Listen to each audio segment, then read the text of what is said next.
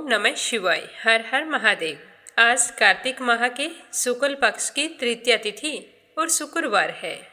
कार्तिक माह के शुक्ल पक्ष का बहुत ही अधिक महत्व माना जाता है। अगर आप पीछे कृष्ण पक्ष में स्नान और पूजा पाठ नहीं कर पाए हैं तो शुक्ल पक्ष के 15 दिन जरूर करें। अगर ये भी संभव नहीं है तो कार्तिक माह के अंतिम 5 दिन बहुत ही फलदायी होते हैं। अगर हम इन 5 दिनों में भगवान श्री हरि विष्णु और लक्ष्मी माता की पूजा करते हैं तो पूरे महीने का पुण्य फल प्राप्त कर सकते हैं। यह देव उठनी एकादशी से लेकर कार्तिक पूर्णिमा तक किया जाता है। इन दिनों में भगवान श्री हरि विष्णु, कान्हा जी, तुलसी माता, लक्ष्मी माता और कार्तिक स्नान की कथाओं को सुनना चाहिए।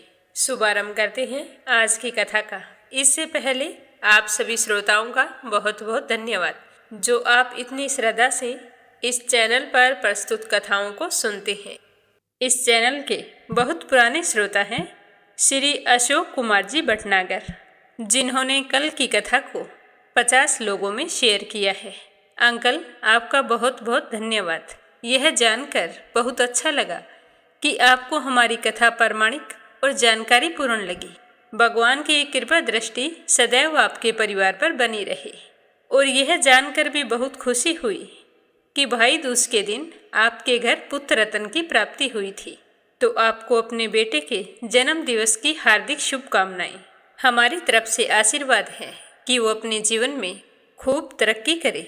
अंकल, आपको मेरी तरफ से प्रणाम। तो सुनने वाले सभी श्रोताओं से मेरा निवेदन है कि आप भी कथा को ज़्यादा से ज़्यादा शेयर करने की कोशिश करें। आपका एक व्यक्ति को शेयर करना, एक कमेंट करना हमारे लिए बहुत ही अनमोल है। सभी श्रोताओं की मंगल कामना के साथ शुभारंभ करते हैं आज की कथा का। बोलो गणेश जी महाराज की जय हो। एक गांव था जिसमें एक सेठ जी अपने परिवार के साथ रहा करते थे। सेठ जी का गांव के पास ही शहर में बहुत बड़ा कारोबार था। सेठ जी गणेश जी के परम भगत थे। वे पूरी श्रद्धा और विश्वास के साथ नियमित रूप से गणेश जी की पूजा किया करते थे। तो गणेश जी की कृपा से सेठ जी के घर में अन्न धन के भंडार सदैव भरे रहते थे। उनके जीवन में किसी भी प्रकार की कोई कमी नहीं थी।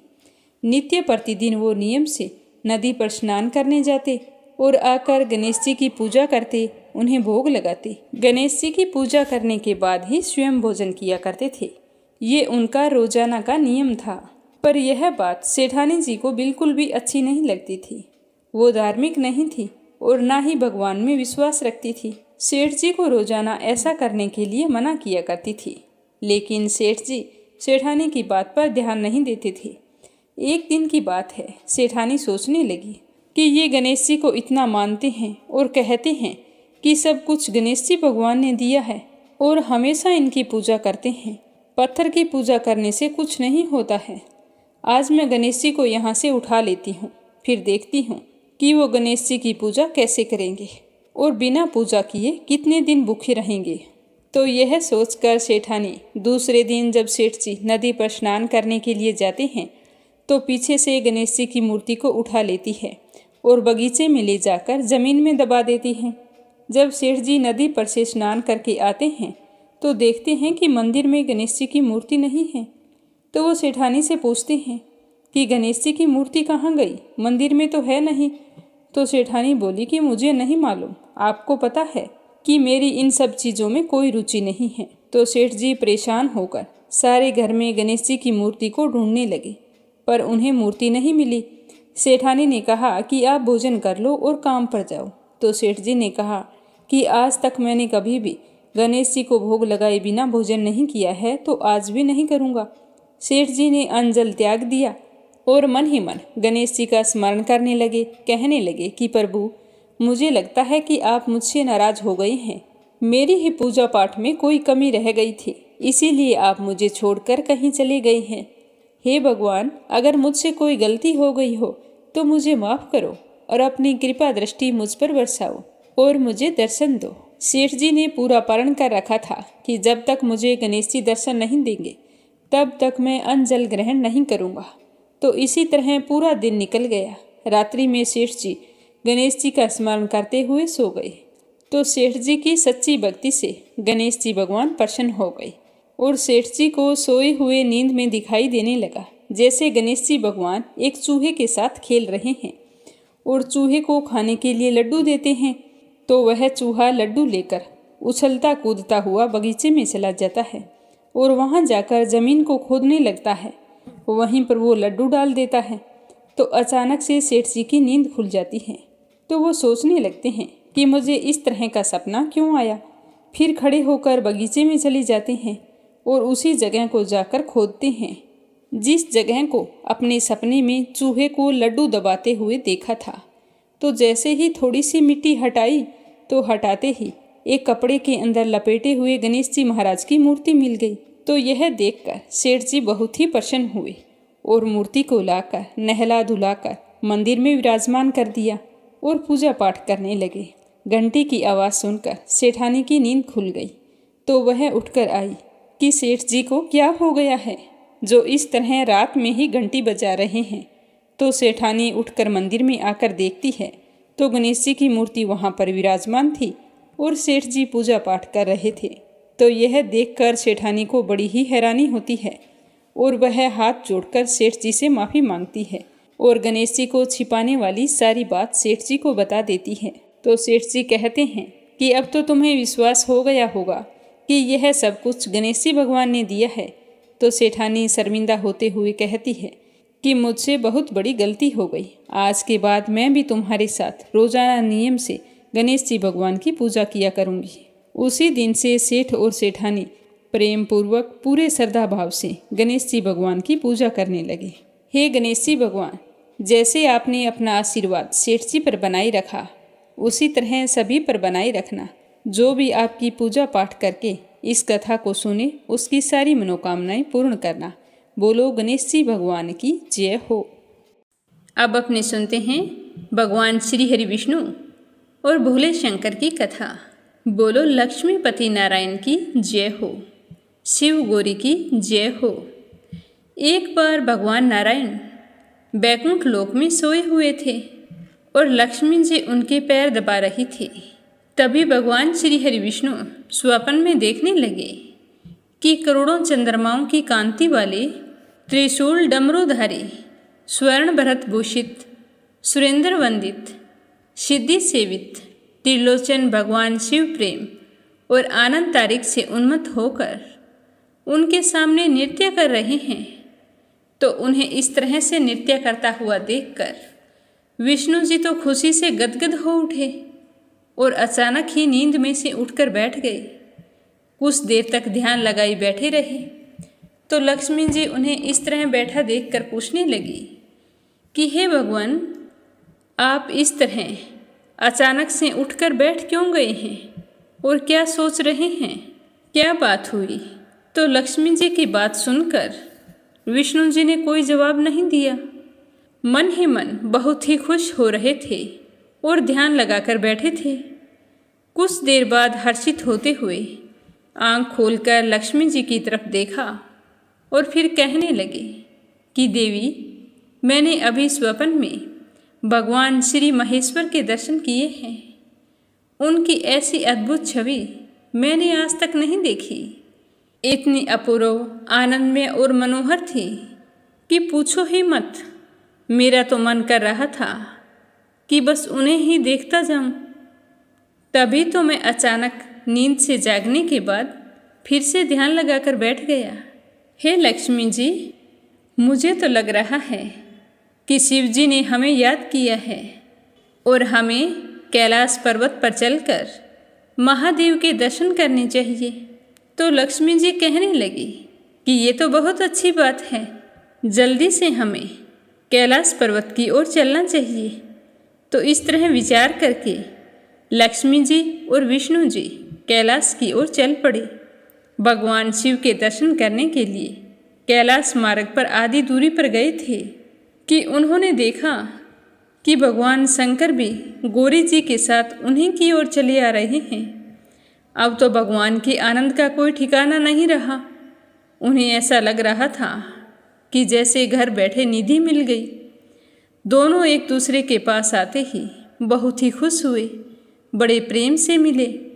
ऐसा लग रहा था कि प्रेम और आनंद का सागर उमड़ आया है। दोनों एक दूसरे को देखकर नेत्रों से आंसू बहाने लगे और उनका शरीर पुलकायमान हो गया। दोनों एक दूसरे से लिपट कर खड़े रहे। देवी लक्ष्मी और पार्वती जी उन्हें देखती रही। थोड़ी देर बाद दोनों एक दूसरे से हाल चाल पूछने लगे। फिर शिवजी ने पूछा कि आज तुम कैलाश की ओर कैसे आए हो? तो विष्णु जी कहने लगे कि मुझे तो रात्रि में स्वप्न आया था और मुझे लगा कि आप मुझे याद कर रहे हैं, तो मैं तो आपसे मिलने आ रहा था। तो शंकर जी कहने लगे कि मुझे भी रात्रि में इसी प्रकार का स्वप्न आया था और मैं तुम्हारे उसी रूप को देख रहा था जिस रूप में तुम अब मेरे सामने खड़े हो। तो मुझे भी लगा कि तुम मुझे याद कर रहे हो, तो हम तुमसे मिलने के लिए बैकुंठ की तरफ चल पड़े और आप हमसे मिलने के लिए कैलाश की तरफ चल पड़े। अब देखो, दोनों अपनी अपनी जगहों से दूर तीसरी जगह पर मिले हैं। तो विष्णु जी कहने लगे कि फिर तो तुम्हें हमारे साथ चलना चाहिए और बैकुंठ में हमारे साथ रहना चाहिए। तो भोलेनाथ विष्णु जी की बात सुनकर कहने लगे कि नहीं, तुम्हें हमारे साथ चलना है और कैलाश पर रहना है। दोनों के आग्रह में इतना अलौकिक प्रेम था कि उनके लिए मना करना और निर्णय करना कठिन हो गया कि किसके साथ जाना है, क्योंकि दोनों एक दूसरे को मना भी नहीं कर पा रहे थे और जाने का फैसला भी नहीं ले रहे थे। इतने में देखते हैं कि वीणा बजाते हुए, हरि गुण गाते हुए देव ऋषि नारद जी वहाँ पर आ पहुँचे। बस फिर क्या था, नारद जी को देखते ही विष्णु जी और शिव जी कहने लगे कि हे देव ऋषि नारद, तुम बहुत सही समय पर आए हो। तुम्हें अब एक निर्णय करना है कि हमें कहाँ जाना है। यह कहते हुए दोनों ने अपनी अपनी बात बताई। तो सुनकर देव ऋषि नारद तो स्वयं ही परेशान हो गए। वे तो पहले ही देखकर हैरान थे, उस अलौकिक मिलन को देखकर अपनी सुध बुध भूल गए थे और मस्त होकर वो तो दोनों का ही गुणगान करने लगे।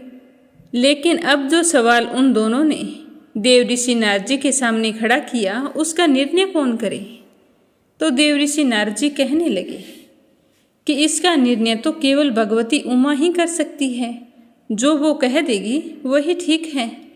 तो शिव जी और विष्णु जी ने देवी पार्वती से कहा कि तुम ही हमारा निर्णय करो। तो सुनकर देवी पार्वती कुछ समय तक तो चुपचाप खड़ी रही। अंत में वे दोनों की ओर देखते हुए कहने लगी कि हे नाथ, हे नारायण, आप लोगों के निश्चल, अनन्य और अलौकिक प्रेम को देखकर मुझे तो यही समझ में आता है कि आपके निवास अलग अलग नहीं हैं। जो कैलाश है वही बैकुंठ है और जो बैकुंठ है वही कैलाश है। केवल नाम में ही भेद है। यही नहीं, मुझे तो ऐसा प्रतीत होता है कि आपकी तो आत्मा ही एक है। केवल आपके शरीर दो दिखाई दे रहे हैं।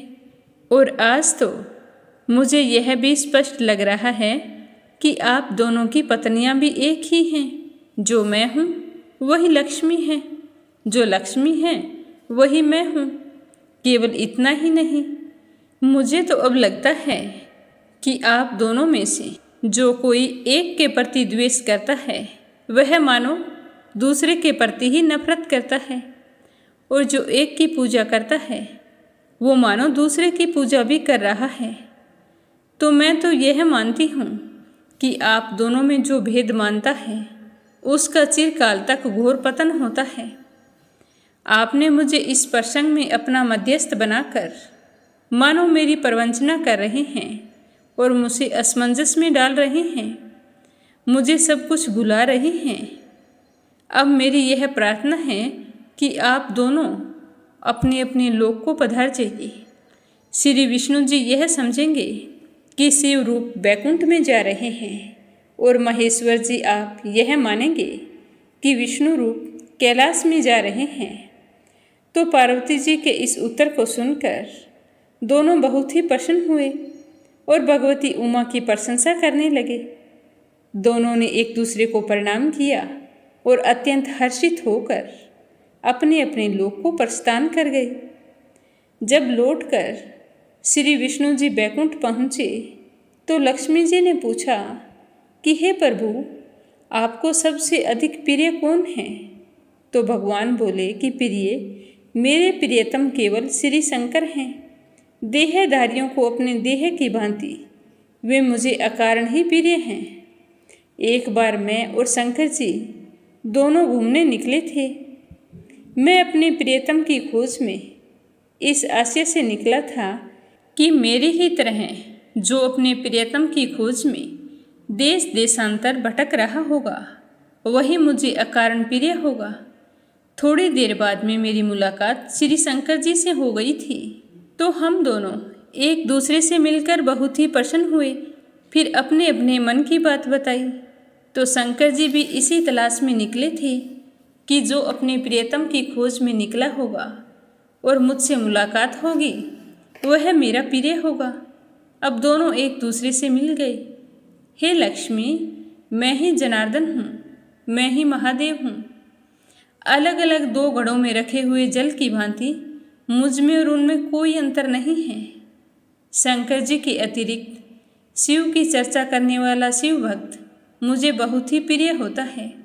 इसके विपरीत जो मेरी पूजा करता है और शिव को नहीं बसता है वो मुझे कदापि प्रिय नहीं होता है। अतः हम दोनों की पूजा करनी चाहिए। एक की पूजा करके एक से द्वेष रखने वाला नरक का भागी होता है।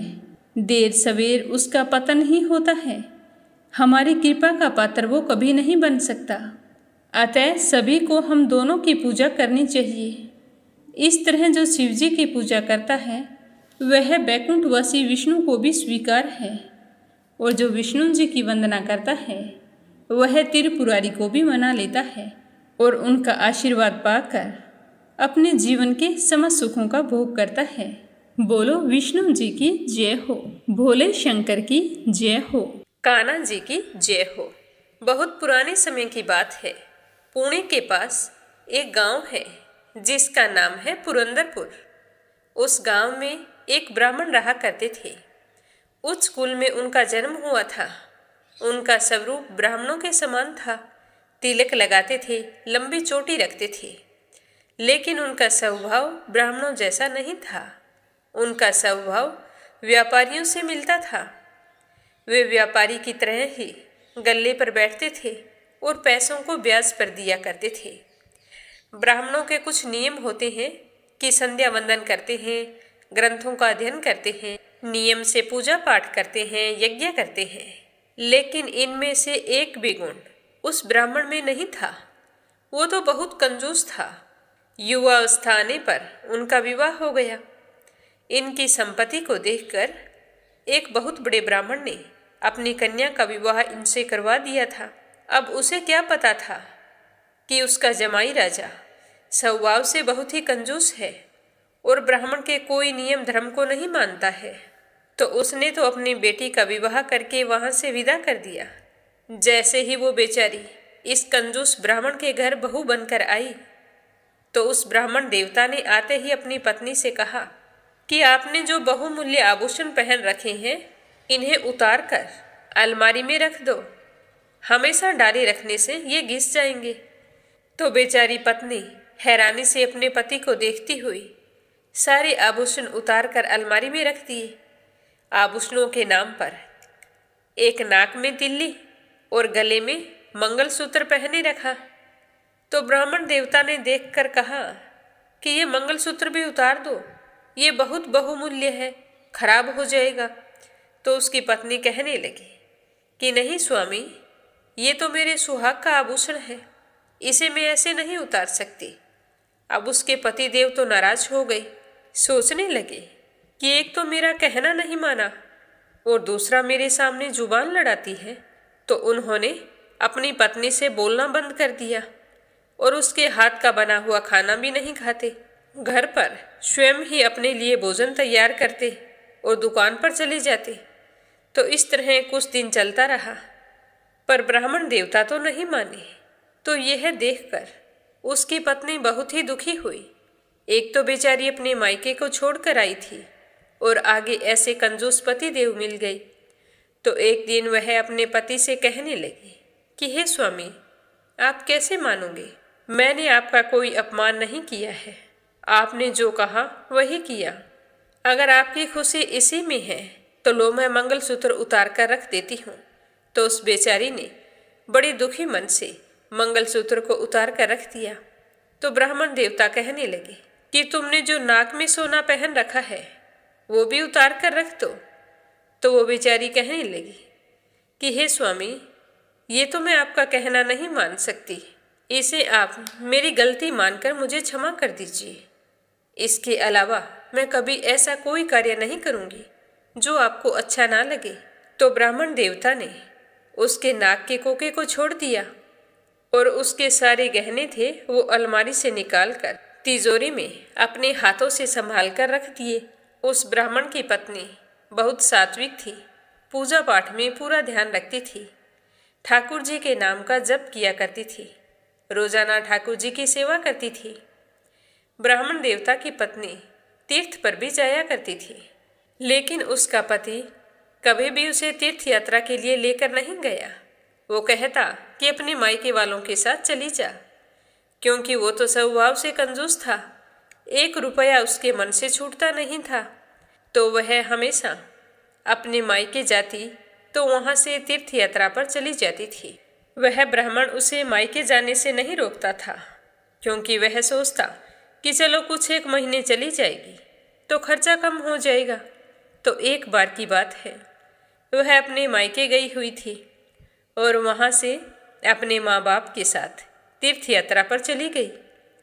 तो वहाँ भगवान कान्हा जी ने सोचा कि क्यों ना मैं इसकी परीक्षा लूँ। इसका पति तो बहुत कंजूस है और यह अपने पति से कितना डरती है। तो यह सोचकर कान्हा जी ने एक ब्राह्मण का रूप धारण किया। फटी पुरानी धोती, मैला जनेऊ, मुखमंडल पर झुर्रियाँ, तो इस तरह का रूप धारण करके पहले तो उसके पति की दुकान पर गए और दुकान के बाहर खड़े हो गए।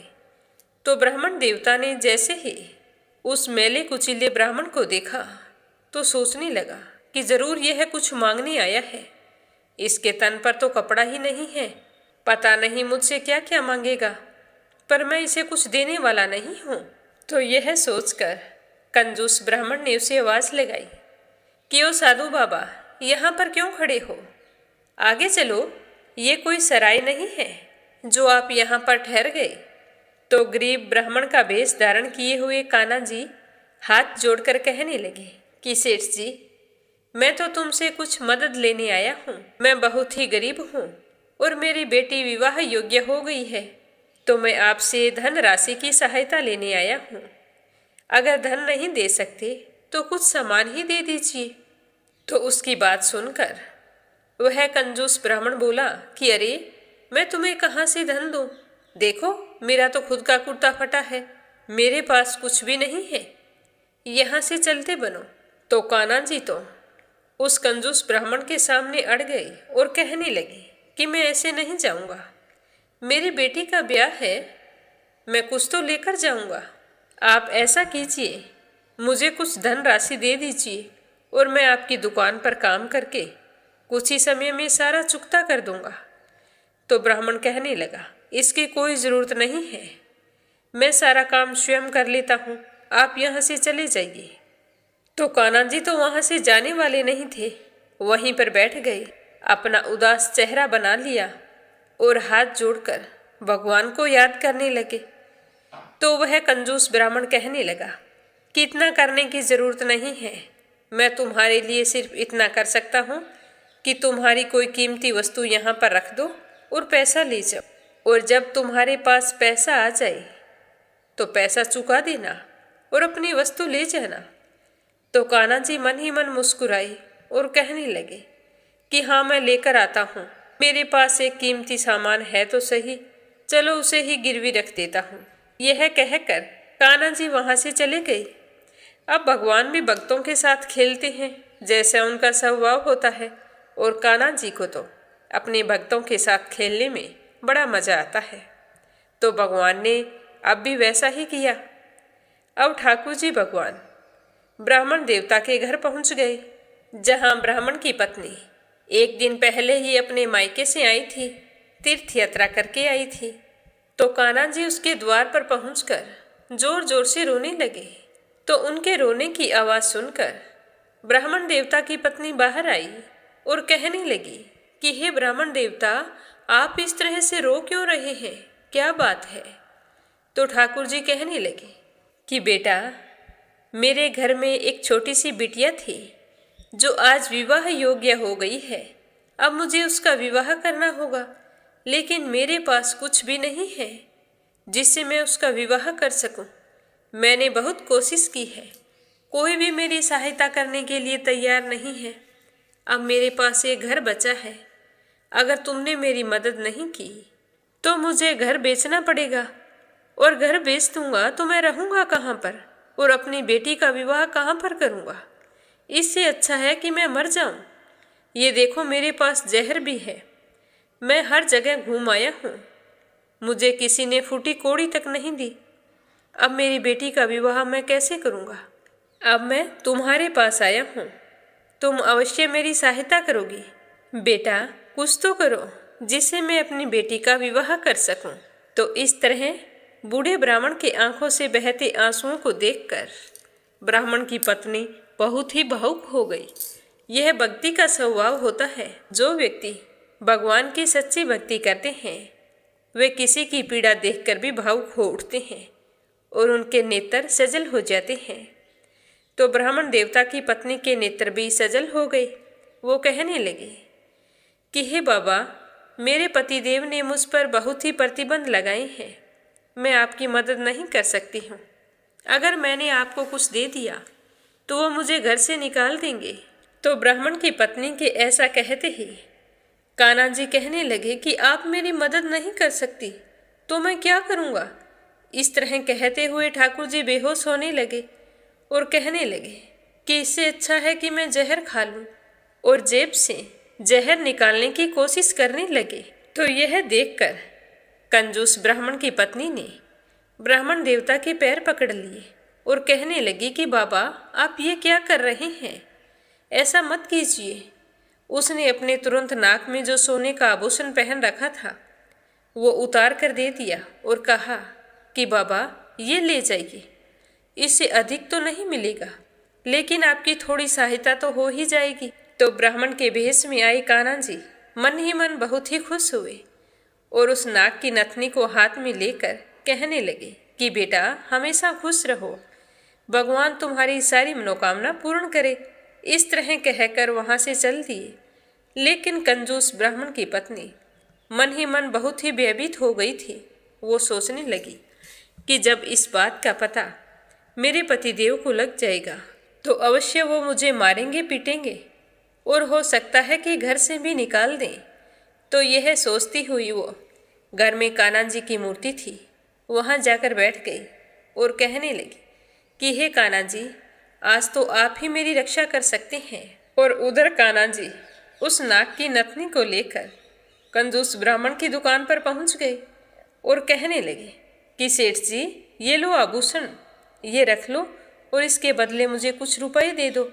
पर जब कंजूस ब्राह्मण ने उस नथनी को देखा तो वो पहचान गए कि ये तो मेरी पत्नी के नाक में पहनी थी। उसे 3-4 बार ध्यान से देखकर तिजोरी में रख लिया और जो धन बना वह ठाकुर जी को दे दिया। ठाकुर जी धन लेकर वहां से चले गए। लेकिन ब्राह्मण देवता पीछे बड़े चिंतित हो गए कि मेरी पत्नी ने अपने नाक की नथनी इसे दे दी। अभी मैं घर जाकर देखता हूँ। ये तो अच्छा हुआ कि मैंने उसके सारे आभूषण उतार लिए, वरना वो तो सब कुछ दान कर देती। तो उस कंजूस ब्राह्मण के पुराने समय से एक मुनीम काम करता था, उसने सब कुछ देख लिया। वह जल्दी जल्दी ब्राह्मण से पहले उनके घर पहुंच गया और ब्राह्मण की पत्नी से कहने लगा कि बहन, क्या आज कोई आपसे कुछ मांगने आया था? तो वो कहने लगी कि हाँ भैया, आज एक ब्राह्मण आया था।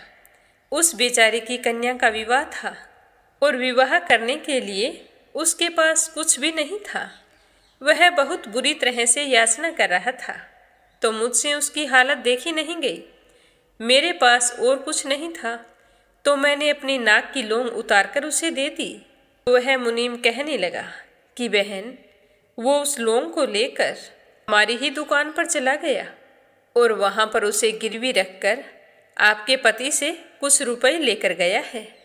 तो यह सुनते ही वह तो बुरी तरह से डर गई और सोचने लगी कि अब तो पता नहीं क्या होगा।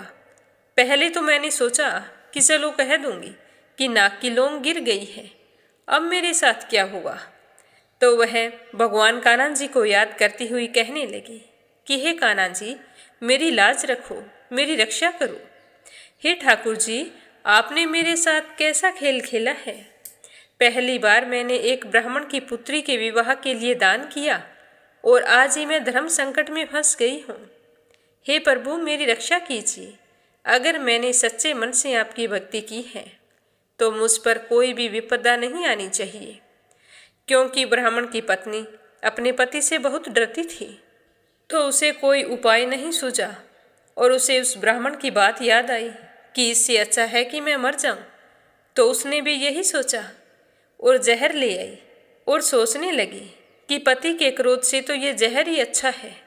अब मैं जहर पी लूंगी, कम से कम पति का क्रोध तो नहीं देखना पड़ेगा।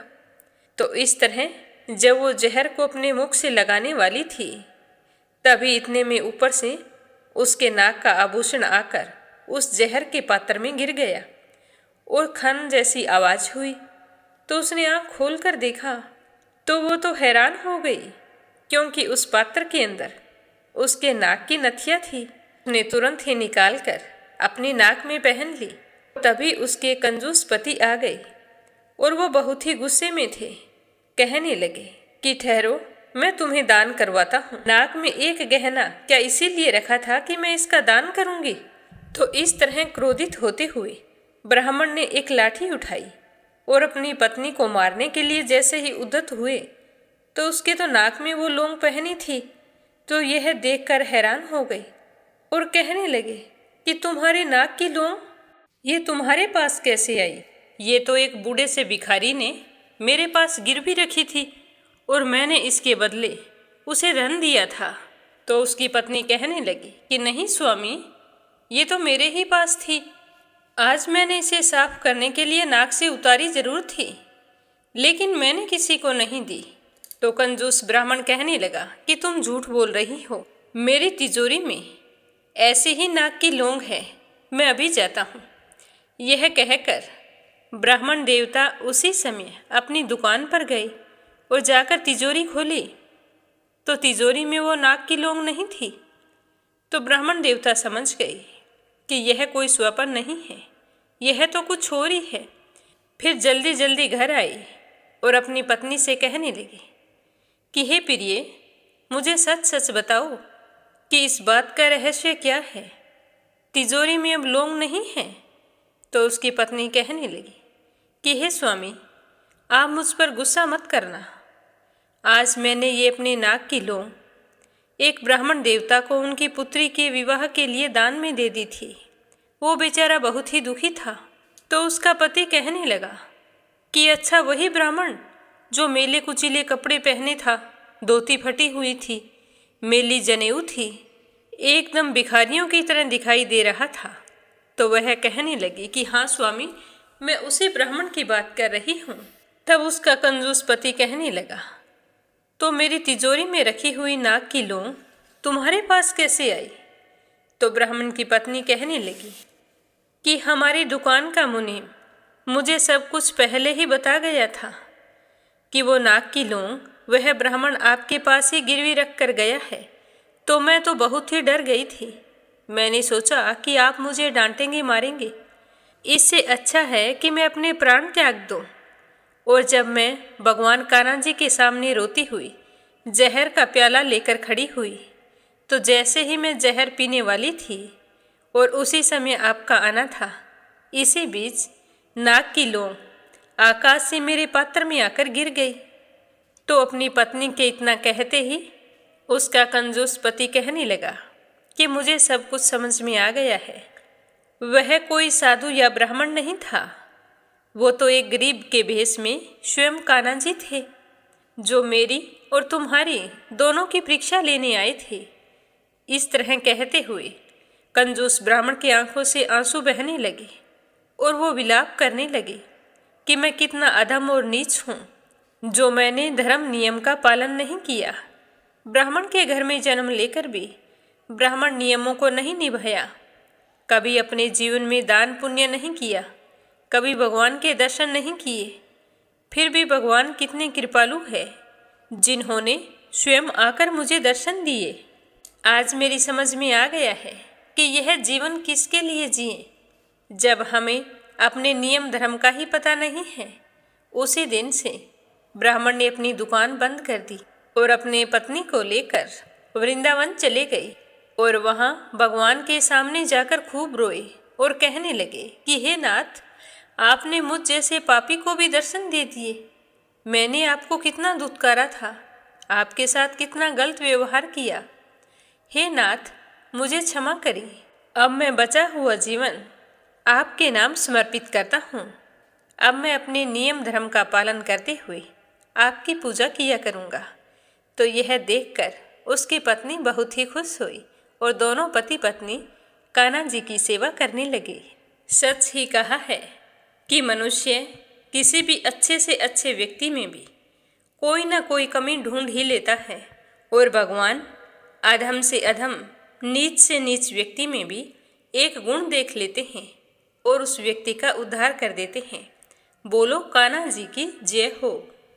अब अपने सुनते हैं कार्तिक मास में सुनी जाने वाली राई दामोदर की कहानी। एक समय की बात है कि एक छोटी सी लड़की जो कार्तिक स्नान किया करती थी और फिर बड़े श्रद्धा भाव से तुलसी के पौधे में जल सींचती, घी का दीपक जलाकर राई दामोदर की कथा सुनती थी। तो इसी तरह कार्तिक का महीना पूरा हो गया। जिस दिन कार्तिक का महीना पूरा हुआ तो कई औरतें तुलसी के पौधे के पास बैठी कथाएं सुन रही थी। तो वो आपस में बातें करने लगी कि गंगा जी जाएं या फिर जमुना जी जाएं या फिर हरिद्वार स्नान करके आएं। तो उनमें से एक महिला कहने लगी कि मैं तो कहीं नहीं जाऊंगी, घर पर ही राई दामोदर भगवान को भोजन करवाऊंगी। तो वह लड़की वहीं पर बैठी थी, वो पूछने लगी कि राई दामोदर भगवान कैसे होते हैं। तो वह औरत बोली कि मोर मुकुट, गले में वैजयंती माला और हाथ में पीताम्बर, ऐसे होते हैं राई दामोदर भगवान। तो वह लड़की भागी भागी अपने घर आई और अपनी माँ से कहने लगी कि माँ, मुझे भी अच्छे अच्छे पकवान बना कर दो, मैं भी आज राई दामोदर भगवान को भोजन करवाऊंगी। तो उसकी माँ कहने लगी कि बेटा, भोग लगाया जाता है, सच में भगवान नहीं आते। पर वो कहने लगी कि नहीं माँ, भगवान आते हैं, आप मुझे भोजन बना कर दो, मैं मंदिर जाऊंगी, भगवान सच में आएंगे। तो यह कहकर वो अपनी माँ से खाना बनवाकर मंदिर चली गई और मंदिर में बैठकर कहने लगी कि आओ नारायण, जिमो नारायण, मैं लाई हूँ भोज नारायण, जल्दी से जिमो मुझे बताओ कैसा बना है भोज नारायण। घर जाऊं और माँ को बताऊं, सबको बताऊं, आए थे आज मेरे नारायण, आए थे आज मेरे नारायण। इस तरह बार बार कहती रही पर नारायण नहीं आए। तो वह मंदिर से निकलकर गांव से शहर की ओर चलने लगी। वहां सारा दिन भगवान को ढूंढती रही, शहर में भी भगवान नहीं मिले। तो वह पुकारती हुई जंगल में चली गई। जंगल में जाकर पहाड़ों पर चढ़ गई और भगवान को पुकारते पुकारते सुबह से शाम हो गई, शाम से रात होने लगी। तो भगवान ने जब लड़की को पहाड़ पर चढ़ते हुए देखा तो सोचने लगी कि अगर यह ऊपर से गिरकर मर जाएगी तो इसकी हत्या का दोष मेरे सर लगेगा और मुझे कौन मानेगा कि सच में भगवान होते हैं। अब तो इसे दर्शन देने ही होंगे। तो भगवान ने ब्राह्मण का रूप धारण किया और लड़की के सामने आकर बोले कि बेटा, मैं ही हूँ तेरा भगवान, ला मुझे भोजन करा दे। तो लड़की कहने लगी कि नहीं, तुम मेरे भगवान नहीं हो सकते। तो लड़की की बात सुनकर भगवान कहने लगे कि क्यों, मैं तुम्हारा भगवान क्यों नहीं हो सकता, तुम्हारे भगवान कैसे हैं। तो वह लड़की बड़ी ही मासूमियत से कहने लगी कि मेरे भगवान तो मोर मुकुट वाले, गले में वैजयंती माला पहने हुए, हाथ में पीताम्बर लिए हुए हैं। तो ब्राह्मण कहने लगे कि अच्छा, ऐसे हैं तुम्हारे भगवान, तो फिर ठीक है। ऐसा कहकर भगवान ने लड़की के सामने अपना चतुर्भुजी रूप दिखाया। तो भगवान को साक्षात अपने सामने देखकर लड़की बहुत ही खुश हुई और कहने लगी कि हाँ, तुम ही हो मेरे दामोदर भगवान। अब वह छोटी सी लड़की आगे आगे भाग रही थी और भगवान उसके पीछे पीछे जा रहे थे। वह भागते भागते अपने गांव पहुंच गई और अपनी सहेलियों से कहने लगी कि देखो, मेरे पीछे दामोदर भगवान आ रहे हैं। तो उसकी सहेलियां कहने लगी कि चलो देखे तो सही, इसके दामोदर भगवान कैसे हैं। तो भगवान उसी समय अंतर्ध्यान हो गए। तो उस कार्तिक स्नान करने वाली लड़की के भाग्य में भगवान के दर्शन लिखे थे, उसे हो गए। हे राई दामोदर भगवान, जैसे आपने लड़की को दर्शन दिए वैसे सबको देना। जो भी कार्तिक स्नान करके आपकी इस कथा को सुने उसके सारे मनोरथ पूर्ण करना।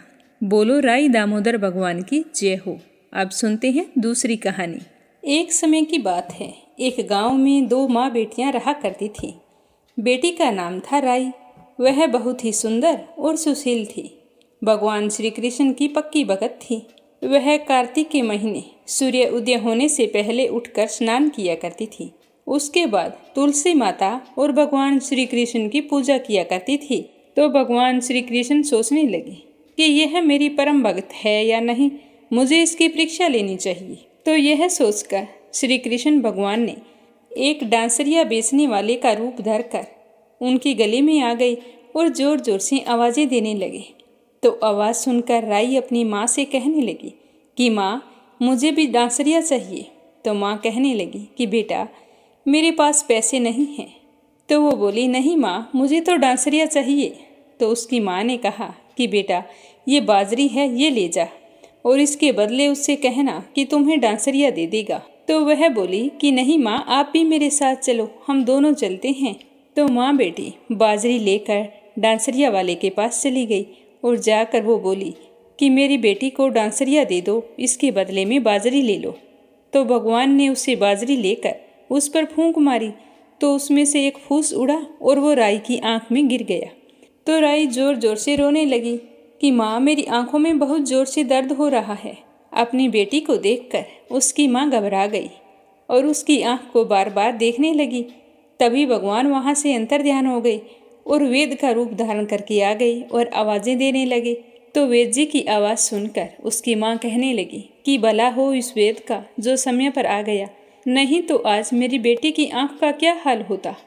तो वह वेद जी से कहने लगी कि वेद जी, मेरी बेटी की आंख में फूस गिर गया है, आप उसे निकाल दीजिए।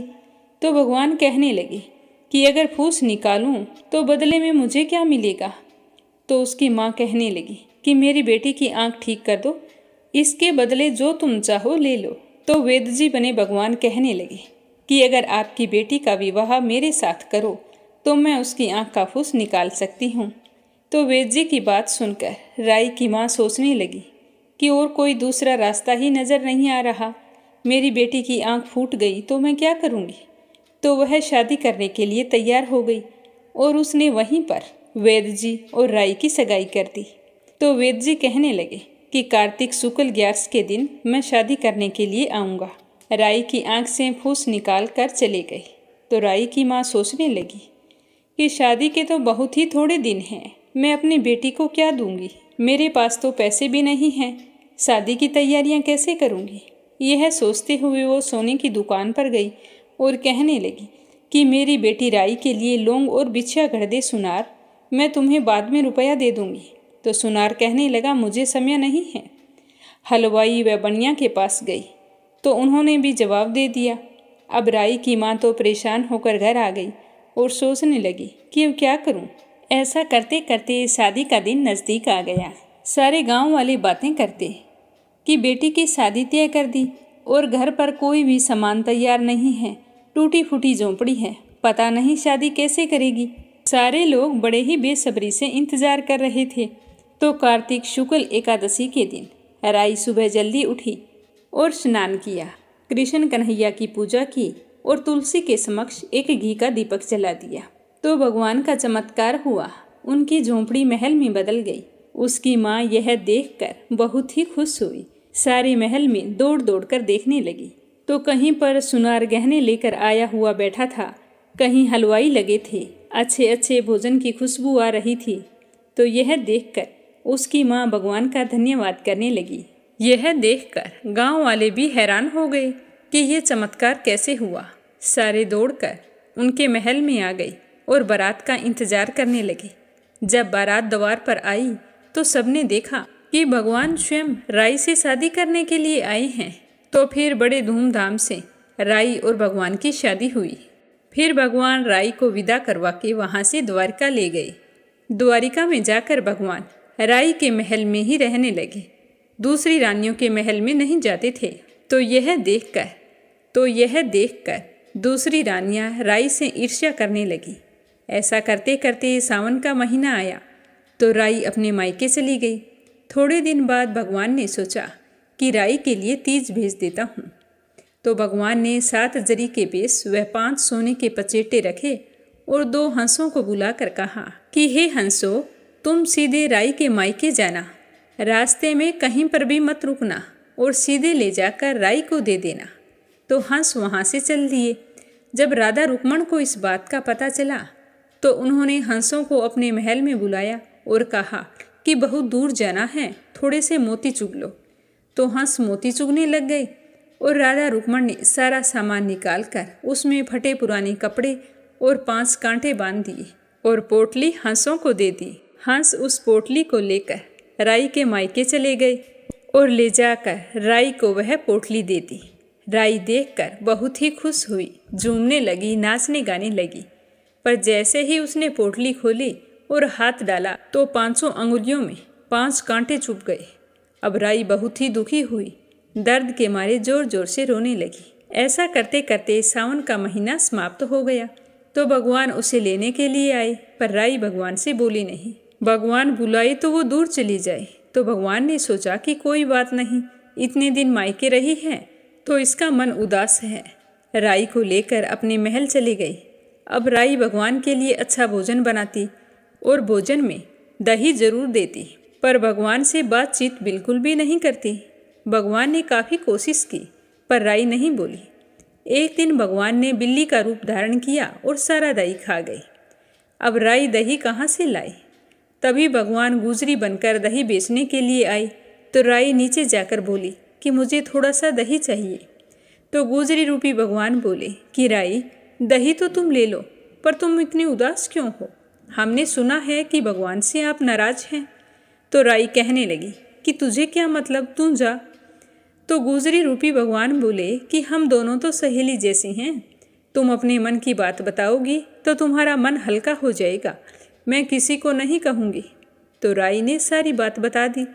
तो यह सुनते ही भगवान को अचंभा हुआ और वे अपने असली रूप में आ गई और कहने लगे कि राई, ये सब कुछ कैसे हुआ? मैंने तो आपके लिए जरी के बेस व सोने के पचेटे भेजे थे। तो भगवान ने उसी समय हंसों को बुलाकर पूछा कि आप सामान बदल कर ले गए, हमने आपको क्या दिया था और आप क्या लेकर गए थे? तुम कहीं बीच में रुके थे? तो वो हंस कहने लगे कि भगवान, हम कहीं नहीं रुके, सिर्फ राधा रुक्मण के महल में रुके थे। राधा रुक्मण ने कहा था कि आपको बहुत दूर जाना है, इसीलिए थोड़े मोती चुग लो। तो हम मोती चुग कर राई के मायके चले गए और तो हम कहीं नहीं रुके। तो भगवान को सब कुछ समझ में आ गया। राधा रुक्मण को बुलाया और पूछा कि आपने राई के साथ ऐसा क्यों किया? तो वो कहने लगी कि जब से आपने राई से शादी की है, हमारे महल में तो आते ही नहीं हैं, इसीलिए हमने ऐसा किया है। तो भगवान कहने लगे कि हम आए कैसे? आपने हमें कभी प्रेम से बुलाया ही नहीं, अगर बुलाते तो जरूर आते। अगर ऐसी बात है तो आज के बाद कार्तिक का महीना राई को दूंगा, 5 दिन पचतिया राधा रुक्मण को और 11 सत्यभामा को दूंगा। इस तरह भगवान ने सबको मान दिया। हे भगवान, जिस तरह आपने राधा रुक्मण और राई को मान दिया, वैसे सबको देना। कहा जाता है कि जो भी औरत कार्तिक के महीने स्नान करके तुलसी में जल सींच कर इस कहानी को पूरे श्रद्धा भाव से सुनती है, वह अपने पति की परम प्यारी होती है और उसे अपने जीवन में खूब मान सम्मान मिलता है। तो प्रेम से कहिए राई दामोदर भगवान की जय हो। अब अपने सुनते हैं कार्तिक मास महात्म्य का अगला अध्याय। बोलो लक्ष्मीपति नारायण की जय हो। पिछले अध्याय में अपने सुना कि राजा चोल और ब्राह्मण विष्णुदास दोनों ही विष्णु भगत थे। राजा चोल को अपनी भक्ति पर बहुत ही घमंड था। दोनों ने भगवान श्री हरि विष्णु को प्रसन्न करने के लिए अपने अपने तरीके से पूजा शुरू कर दी। तो आज के अध्याय में सुनते हैं कि आगे क्या हुआ। एक दिन की बात है कि ब्राह्मण विष्णुदास ने नित्य कर्म करने के पश्चात भोजन तैयार किया, किंतु कोई छिपकर उसे चुरा कर ले गया। विष्णुदास ने देखा कि भोजन नहीं है, परंतु उन्होंने दोबारा भोजन नहीं बनाया। यह सोचकर कि अगर दोबारा भोजन बनाऊंगा तो सायंकाल की पूजा के लिए समय नहीं बचेगा और मैं प्रतिदिन जो पूजा करता हूँ उसका नियम भंग हो जाएगा। तो यह सोचकर ब्राह्मण ने ना भोजन बनाया ना भोजन किया। उस दिन भूखे ही रह गए। दूसरे दिन उसी समय भोजन बनाकर ज्यों ही भगवान विष्णु को भोग अर्पण करने के लिए गए तो फिर पीछे से कोई आ गया और उसने सारा भोजन समाप्त कर दिया। इस तरह 7 दिनों तक लगातार कोई उनका भोजन चुरा कर ले जाता था। इसे विष्णुदास को बड़ी ही हैरानी होती थी। वे मन ही मन इस प्रकार विचार करने लगे कि कौन है जो प्रतिदिन आकर मेरी रसोई चुरा कर ले जाता है। यदि दोबारा रसोई बनाता हूँ तो सायंकाल की पूजा छूट जाएगी। यदि रसोई बनाकर तुरंत ही भोजन कर लेता हूँ तो भगवान को भूख कैसे लगेगा। ये तो मैं नहीं कर सकता, क्योंकि भगवान विष्णु को सब कुछ अर्पण किए बिना कोई भी वैष्णव भोजन नहीं करता है। आज उपवास करते हुए मुझे 7 दिन हो गए हैं। इस प्रकार मैं कब तक स्थिर रह सकता हूँ। आज मैं रसोई बनाकर भली भांति उसकी रक्षा करूँगा। तो ऐसा निश्चय करके भोजन बनाने के पश्चात वे वहीं पर कहीं छिप कर खड़े हो गए। भगवान को भोग लगाने के लिए नहीं गए। इतने में उन्हें एक चंडाल दिखाई दिया जो रसोई का अन्न हर कर जाने के लिए तैयार खड़ा था। भूख के मारे उसका सारा शरीर दुर्बल हो गया था। उसका मुख बहुत ही उदासीन था। शरीर पर हड्डियां और चमड़ी के सिवा कुछ भी नहीं था। यह देखकर ब्राह्मण विष्णुदास के हृदय करुणा से भर गया और उन्होंने भोजन चुराने वाले चंडाल की ओर देखकर कहा कि भैया जरा ठहरो, रूखा सूखा क्यों खाते हो? लो मैं तुम्हें घी डाल कर देता हूँ। तो इस तरह ब्राह्मण विष्णुदास को आते देखकर वह चंडाल डर गया और डर के मारे जोरों से भागा, लेकिन थोड़ी ही दूर जाने पर वह मूर्छित होकर गिर गया। चंडाल को भयभीत और मूर्छित देखकर ब्राह्मण विष्णुदास बड़े वेग से चलकर उसके समीप आए और दयावश अपने वस्त्र के छोर से उसको हवा देने लगे। तो वह उठकर खड़ा हुआ। तब विष्णुदास ने देखा कि वह चंडाल नहीं है, बल्कि साक्षात नारायण ही हैं। शंख चक्र और गदा धारण किए हुए उसके सामने उपस्थित हैं। अपने प्रभु को प्रत्यक्ष देखकर विष्णुदास सात्विक भावों के वशीभूत हो गए और वे स्तुति और नमस्कार करने में समर्थ न हो सके। तब भगवान ने सात्विक व्रत का पालन करने वाले अपने भक्त विष्णुदास को छाती से लगा लिया और उन्हें अपने जैसा रूप देकर बैकुंठ धाम को चले गए। उसी समय यज्ञ में दीक्षित हुए राजा चोल ने देखा कि विष्णुदास एक श्रेष्ठ विमान पर बैठकर भगवान विष्णु के समीप जा रहे हैं। तो विष्णुदास को बैकुंठ धाम में जाते देखकर राजा ने शीघ्र ही अपने गुरु महर्षि मुर्दुल को बुलाया और इस प्रकार कहना शुरू किया कि जिसके साथ स्पर्धा करके मैंने इस यज्ञ दान आदि कर्म का अनुष्ठान किया है, वह ब्राह्मण आज भगवान विष्णु का रूप धारण करके मुझसे पहले बैकुंठ धाम को जा रहा है। मैंने इस वैष्णव धाम में भली भांति दीक्षित होकर अग्नि में हवन किया है और दान आदि के द्वारा ब्राह्मणों का मनोरथ पूर्ण किया है, तथापि अभी तक भगवान विष्णु मुझ पर प्रसन्न नहीं हुए हैं और इस विष्णुदास को केवल भक्ति के ही कारण श्री हरि ने प्रत्यक्ष दर्शन दिए हैं। अतः जान पड़ता है कि भगवान विष्णु केवल दान और यज्ञों से प्रसन्न नहीं होते हैं। उन प्रभु का दर्शन कराने में भक्ति ही प्रधान कारण है। दोनों पार्षदों ने कहा कि इस प्रकार कहकर राजा अपने भांजे को राज सिंहासन पर अभिषिक्त कर दिया और वे बचपन से ही यज्ञ की दीक्षा लेकर उसी में संलग्न रहते थे। इसीलिए उन्हें कोई पुत्र नहीं हुआ था। यही कारण है कि उस देश में अब तक भांजे ही राज्य के उत्तराधिकारी होते हैं। भांजे को राज्य देकर राजा यज्ञशाला में गए और यज्ञ कुंड के सामने खड़े होकर भगवान विष्णु को संबोधित करते हुए 3 बार इस तरह से बोले कि भगवान विष्णु, आप मुझे मन, वाणी, शरीर और क्रिया द्वारा होने वाली अविचल भक्ति प्रदान कीजिए। इस प्रकार 3 बार बोले और सबके देखते देखते अग्निकुंड में कूद पड़े।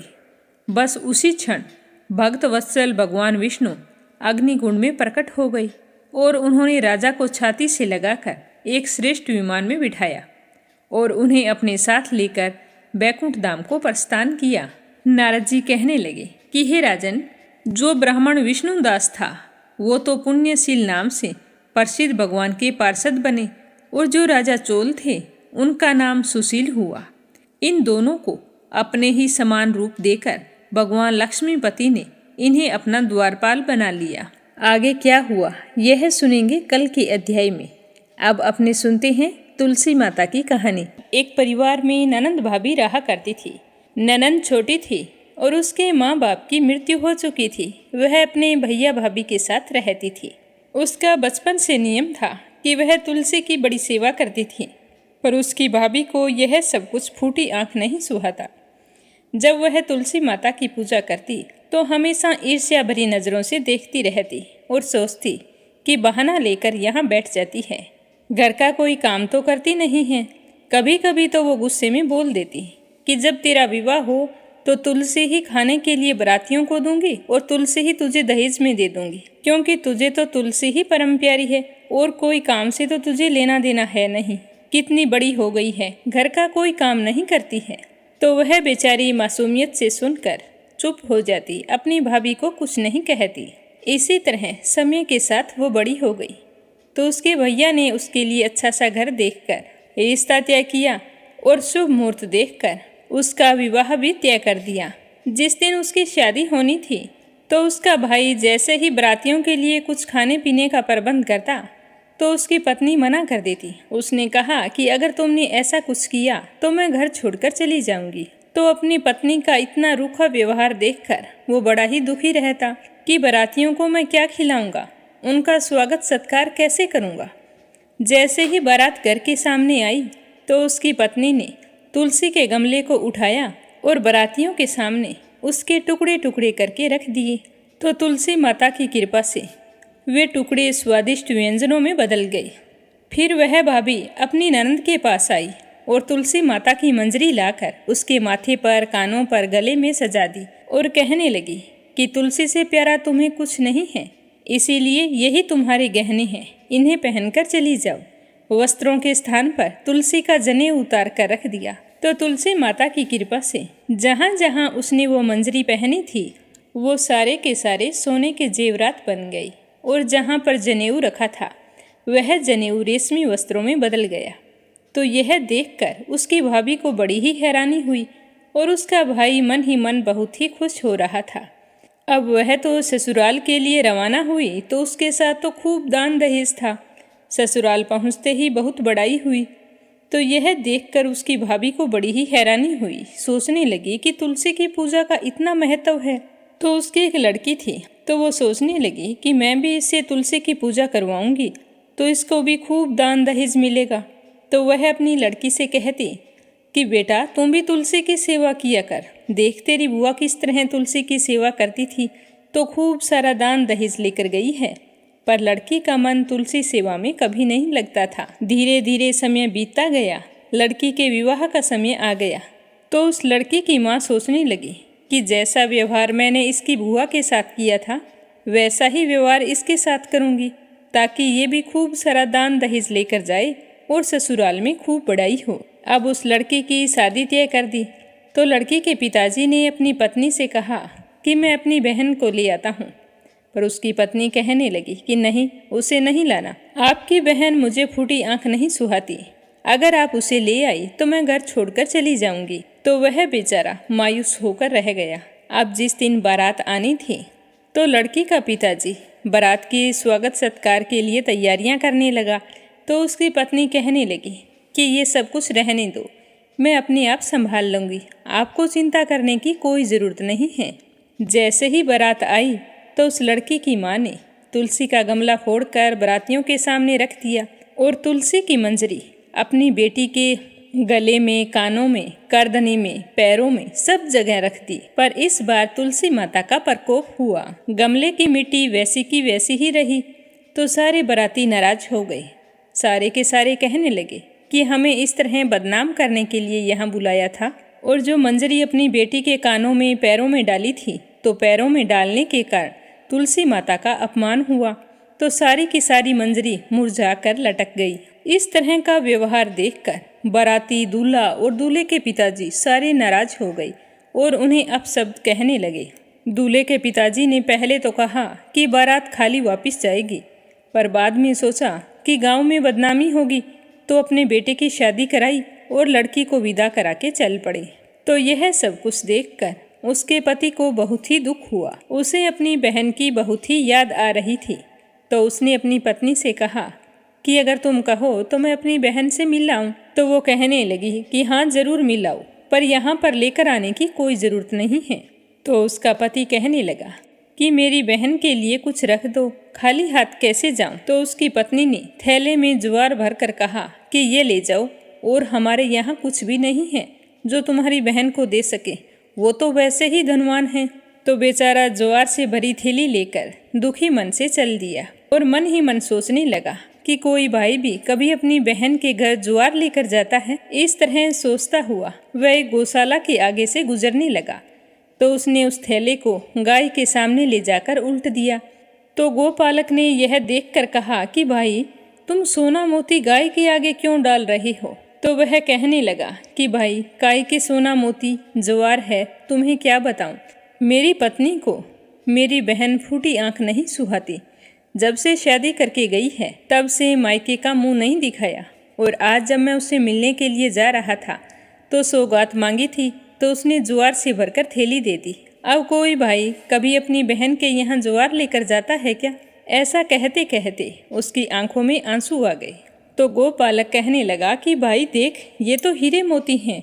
तो यह देखकर वह बहुत ही खुश हुआ और जल्दी जल्दी हीरे मोती लेकर थैली में डाले और प्रसन्न मन से अपनी बहन के घर गया। बहन अपने भाई को देखकर बहुत ही खुश हुई और अपने भाई की खूब आव भगत की। फिर भाई ने जैसे ही वह हीरे मोतियों से भरी हुई थैली अपनी बहन को दी, तो बहन ने कहा कि भैया ये सब कुछ क्यों लेकर आए हो। तो वह अपनी बहन को सारी बात बताते हुए कहने लगा कि बहन, ये तुम्हारे भाग्य में लिखा है। तुम्हारी भाभी ने तो तुम्हारे लिए ज्वार भेजी थी, और देखो तुलसी माता ने तुम्हारे लिए उस ज्वार को हीरे मोतियों में बदल दिया है। मैं बहुत ही खुश हूँ कि मेरी बहन आज बहुत ही सुखी है। हे तुलसी माता, जैसे आपने उस बहन को दिया वैसे सबको देना, जो भी आपकी सच्चे मन से सेवा करे, पूजा करे और व्रत रखे। कार्तिक के महीने स्नान करके आप में घी का दीपक जलाई, उसकी सारी मनोकामनाएं पूर्ण करना। बोलो तुलसी माता की जय हो। अब अपने सुनते हैं लपसी और तपसी की कहानी। बोलो लपसी तपसी की जय हो। बहुत पुराने समय की बात है। एक गांव में एक ब्राह्मण परिवार रहा करता था। उसमें पति पत्नी के अलावा उनके 2 बच्चे थे। एक बेटा था, एक बेटी थी।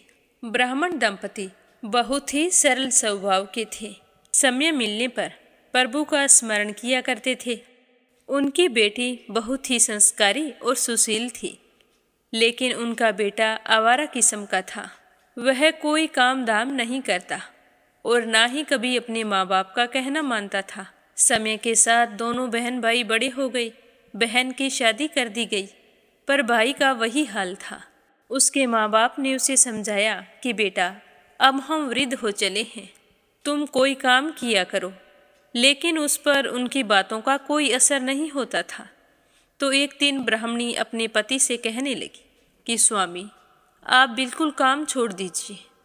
जब घर में कुछ भी नहीं होगा तो यह अपनी जिम्मेदारी समझेगा और काम पर लग जाएगा। तो ब्राह्मण ने दूसरे दिन से काम पर जाना छोड़ दिया। तो यह देखकर उनके बेटे ने कोई काम नहीं किया और चोरी करने चला गया। आते जाते राहगीरों को लूट लेता और उसी से अपने घर का गुजारा किया करता था। तो उसकी लूटने और चोरी करने की आदत से सारे गांव वाले उसे लपसी कहने लगे। तो लपसी की इस हरकत से उसके माँ बाप बहुत ही दुखी रहते थे, पर वह किसी की सुनने के लिए तैयार नहीं था। इसी तरह समय बीतता गया। एक दिन की बात है कि लपसी एक पीपल के पेड़ पर बैठा था। तभी शिव पार्वती जा रहे थे। पार्वती माता गहनों से लदी हुई थी तो लपसी उन्हें देखकर सोचने लगा कि सूरत के कितने गहने हैं। आज ये सारे के सारे लूट लूँगा तो मुझे कई महीनों तक चोरी नहीं करनी पड़ेगी। तो वह लूटने के इरादे से पीपल की ओट में होकर बैठ गया। जैसे ही शिव पार्वती वहाँ से जाने लगे तो लपसी एकदम से शिव पार्वती के सामने आकर कहने लगा कि जल्दी से जितने सारे गहने पहन रखे हैं उतार दो। तो पार्वती माता कहने लगी कि तुम चोरी क्यों करती हो, तुम्हें पता है चोरी करना पाप है।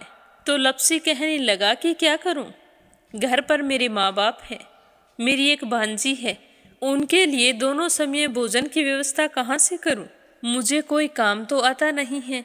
तो लपसी की बात सुनकर पार्वती माता कहने लगी कि तुम जो चोरी करके पाप करते हो, इस पाप का भागी कौन बनेगा।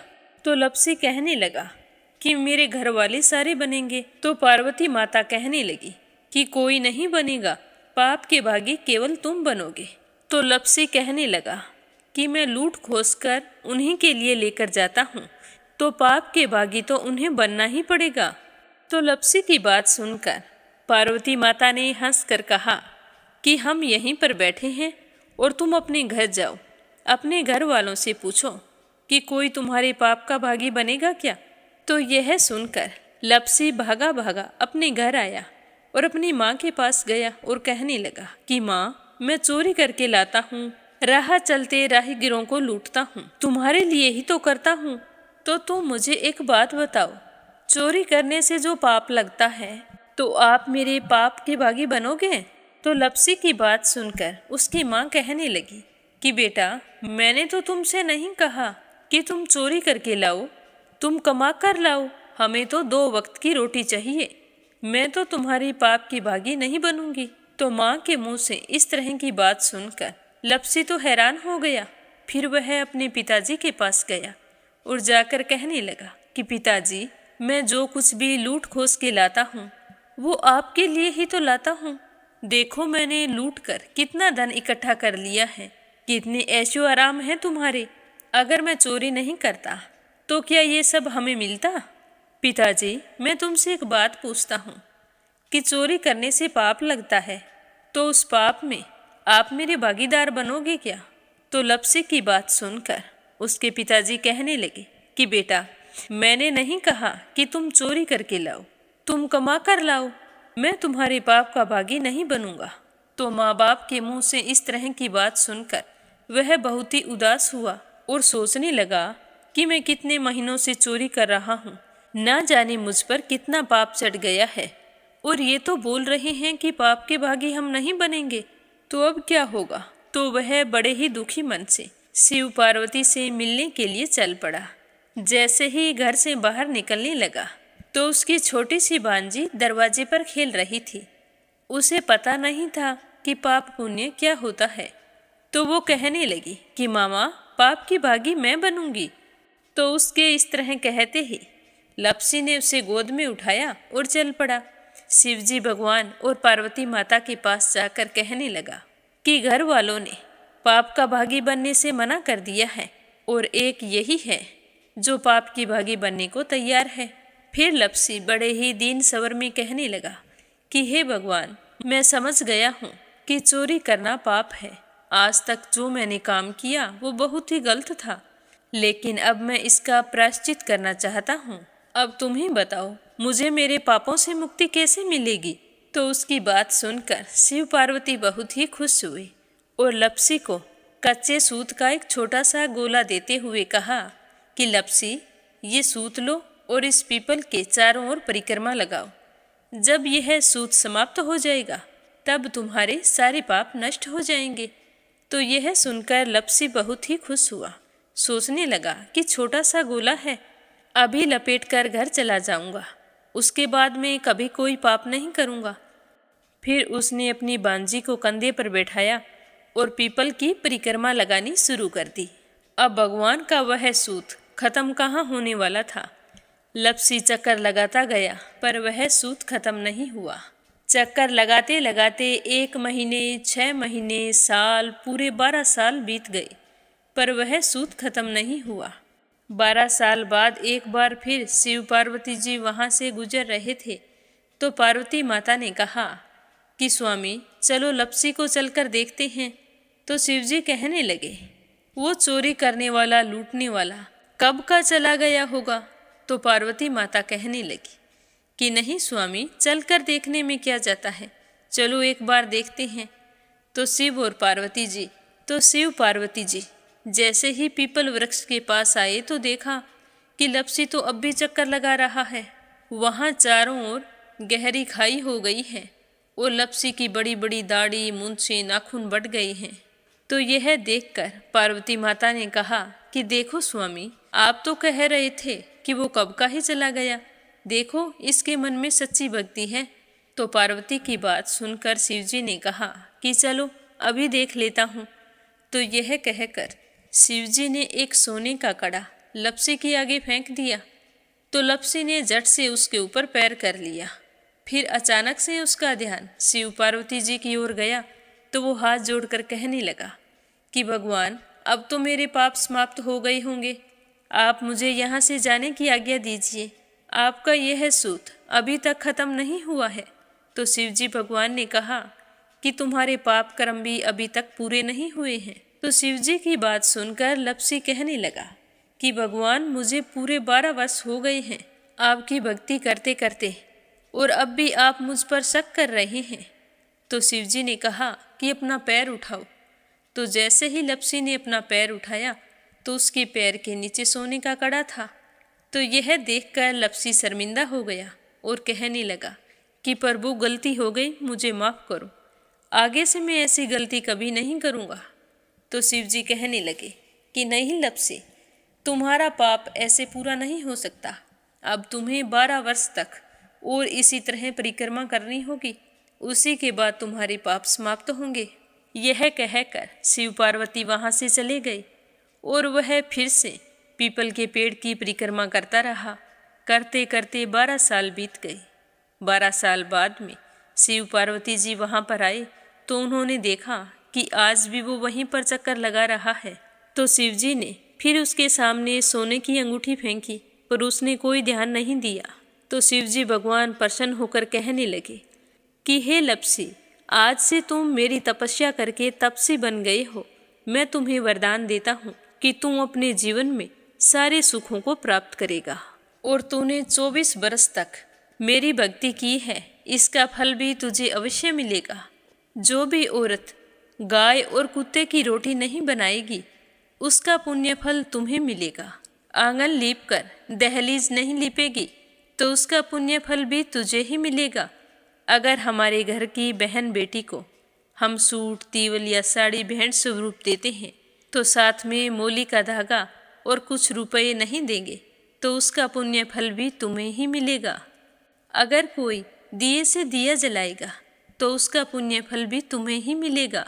अगर व्रत और पूजा पाठ में सारी कहानी सुन ले और तुम्हारी कहानी ना सुने तो उसका पुण्य फल भी तुम्हें ही मिलेगा। कहा जाता है कि तभी से सुबह पहली रोटी गाय की और सुबह की अंतिम रोटी छोटी बनाई जाती है और शाम को अंतिम रोटी बड़ी बनाई जाती है जो कुत्ते की होती है। और दिए से दिया भी नहीं जलाया जाता और घर की बहन बेटियों को सूट और तीवल के साथ भेंट स्वरूप कुछ रुपए भी जरूर दिए जाते हैं। और उसी दिन से हर व्रत कथा के बाद में लपसी तपसी की कहानी जरूर सुनी जाती है। और कथा समाप्त होने पर कहा जाता है कि लपसी का फल लपसी को मिले, तपसी का फल तपसी को मिले। हमारी पूजा पाठ का, हमारे व्रत का और हमारी कहानी का पुण्य फल हमें मिले। बोलो लपसी तपसी की जय हो। तो ये थी लपसी और तपसी की कहानी। लपसी तपसी 2 भाई नहीं थे। लपसी और तपसी एक ही आदमी का नाम था। लूट कर लाता था, इसीलिए उसे लपसी के नाम से पुकारते थे। और फिर भगवान की तपस्या करने के कारण उसे तपसी के नाम से जाना जाने लगा। बोलो लपसी तपसी की जय हो। अब सुनेंगे कथा सुनने वाले प्यारे श्रोताओं के नाम।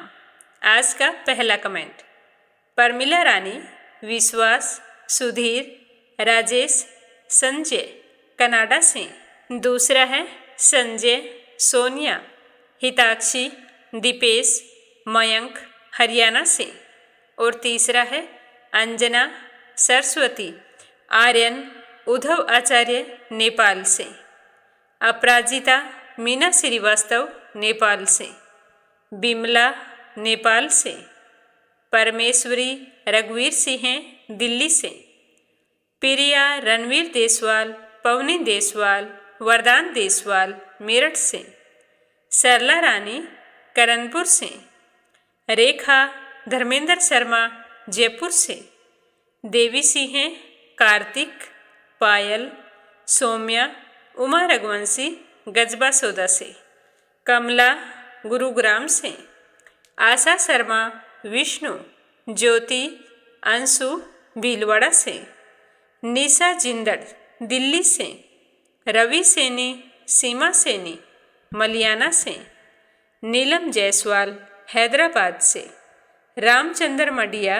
राजस्थान से, ललिता सहारे छत्तीसगढ़ से, श्रीमती यशोदा उड़ीसा से, राम दुलारी पाल अमित पाल दिल्ली से, यूएन तिवारी इंदिरा तिवारी लखनऊ से, ज्योति शनि खुशावली से, संजीव कंसल कविता कंसल आरुष कंसल हितेश कंसल, रानी कंसल मुजफ्फरनगर से, निर्मला सिसोदिया दिल्ली से, सीताराम जायसवाल शकुंतला जायसवाल वाराणसी से, धनीराम धर्मशाला हिमाचल प्रदेश से, प्रोमिला मलिक मीनू हर्षल भौमिक सोनीपत से, संगीता अग्रवाल कमला देवी अग्रवाल दुलिया महाराष्ट्र से, गीता गोस्वामी सुनीता गोस्वामी पीहू गोस्वामी मेरठ से,